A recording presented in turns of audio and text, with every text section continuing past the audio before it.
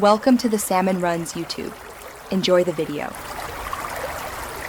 You start by enabling Bluetooth and confirming the basics so you don't chase ghosts. Turn Bluetooth on in Settings or the Quick Action menu and make sure airplane mode is off. If your laptop has a physical switch or FN key, toggle that now. Once done, open Device Manager and inspect the Bluetooth adapter. A yellow icon means a driver or resource problem. This verifies the system recognizes the radio before you move on to driver-level fixes.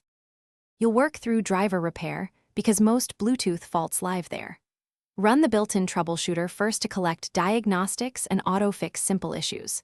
If that doesn't resolve it, right-click the adapter in Device Manager and choose Update Driver. If updates aren't found, uninstall the device and reboot so Windows reinstalls it.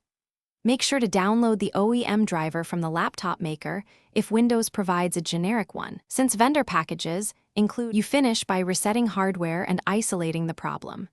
Disable the Bluetooth adapter, wait 10 seconds, then re-enable it, power cycle the accessory and try pairing again.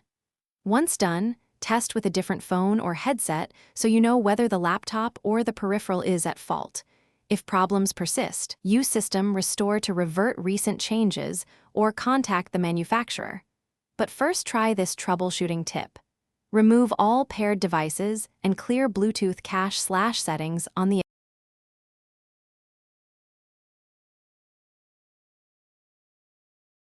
Thanks for watching.